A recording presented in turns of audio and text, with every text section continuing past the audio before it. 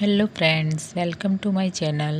આજે આપણે બનાવીશું ઓવન વગર બેકરી જેવી ખારી બિસ્કિટ।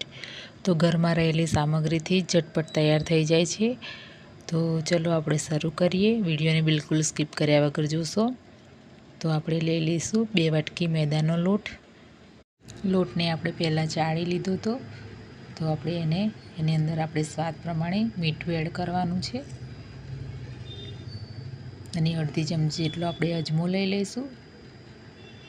એને આપણે હાથથી આ રીતે ક્રશ કરીને અંદર એડ કરવાનું છે।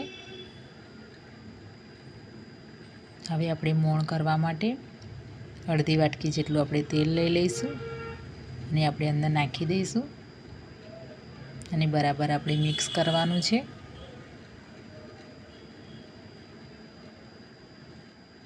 મોણને આપણે બરાબર એક સરખું મિક્સ કરીશું અને હાથથી પણ આપણે આ રીતે કરવાનું છે। તો બધું મોણ મિક્સ થઈ જાય લોટની અંદર એટલા માટે। અને આ રીતે આપણે મુઠ્ઠી વારીને જોઈ લઈશું તો મોણ બરાબર તૈયાર થઈ ગયું છે। તો આપણે થોડું પાણી લઈ લઈશું અને થોડું પાણી નાખીને આપણે એનો લોટ બાંધી લેવાનો છે। બહુ કઠણ એવો લોટ નથી બાંધવાનો, આપણે જે પ્રમાણે આપણે રોટલી બનાવીએ છીએ એ રીતનો આપણે લોટ બાંધીશું। આ રીતે આપણે લોટ બાંધી લેવાનો છે। હવે આપણે એને સાઈડ કરી દઈશું। રોટલી પર લગાવવાનું મિશ્રણ તૈયાર કરીશું। 1 વાટકીમાં આપણે 2 ચમચી મેદાનો લોટ લેવાનો છે। એમાં થોડું તેલ ઉમેરીને લોટને મિક્સ કરવાનું છે। મિશ્રણ તૈયાર છે તો આ રીતે આપણે રાખીશું અને જે ખારી માટે રોટલી બનાવીશું એના પર આપણે લગાવવાનું છે।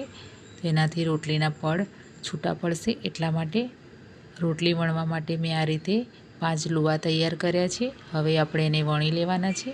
આ રીતે આપણે રોટલી વણવાની છે। જે મિશ્રણ આપણે બનાવ્યું હતું એની પર આપણે આ લગાવીશું। રોટલી પર ચારે બાજુ આપણે લગાવવાનું છે અને ઉપર આપણે કોરો લોટ નાખી દઈશું। બધી રોટલી આપણે આ રીતે કરી લેવાની છે। એક ઉપર એક રોટલી લગાવી અને એની પર આપણે આ રીતે લોટ કોરો લગાવવાનું છે। આ રીતે આપણે 5 રોટલી ઉપર લગાવીને ચોંટાડી દેવાનું છે બધું। બધી રોટલી આપણી તૈયાર થઈ ગઈ છે। તો હવે આપણે ચારે બાજુ આપણે લોટ લગાવી દઈશું કોરો બંને સાઈડે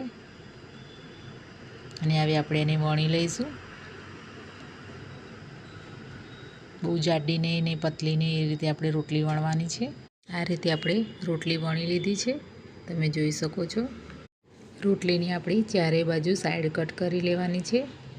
આ રીતે આપણે સાઈડો કટ કરી લઈશું તો આપણે ખારીનો એક સરખો આકાર આપી શકીશું એટલા માટે આ રીતે આપણે કટ કરી લેવાની છે। વચ્ચેથી આપણે એક સરખી કટ કરીશું અને આપણે એનો આ રીતનું શેપ આપી દઈશું। બધી ખારી આપણે આ રીતે કટ કરી લેવાની છે, તમે જોઈ શકો છો।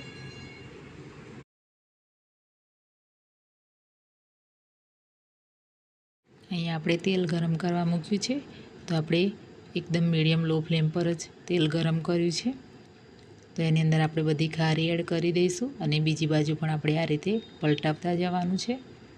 તો તમે જોઈ શકો છો ખારીના પડ પણ ખુલી ગયા છે અને ક્રિસ્પી તળાઈને તૈયાર થઈ ગયા છે અને હલકો બ્રાઉન રંગ પકડાઈ ગયો છે। તો આપણે હવે એને બહાર કાઢી લઈશું અને બીજી ખારી પણ આપણે આ રીતે તળીને તૈયાર કરી લઈશું। તો તમે જોઈ શકો છો ઘરમાં રહેલી ઘરની સામગ્રીથી જ બનાવેલી ઓવન વગર ક્રિસ્પી ને એકદમ ખસ્તા એવી ખારી આપણી તૈયાર છે। તો તમે એકવાર જરૂરથી ટ્રાય કરજો ને કમેન્ટમાં મને જરૂરથી જણાવશો કે તમને મારી આજની આ રેસીપી કેવી લાગી ને મારી ચેનલને લાઇક, શેર અને સબસ્ક્રાઈબ કરવાનું ભૂલતા નહીં। ફરી મળીએ આપણે એક નવી રેસીપી સાથે। Thank you for watching my video.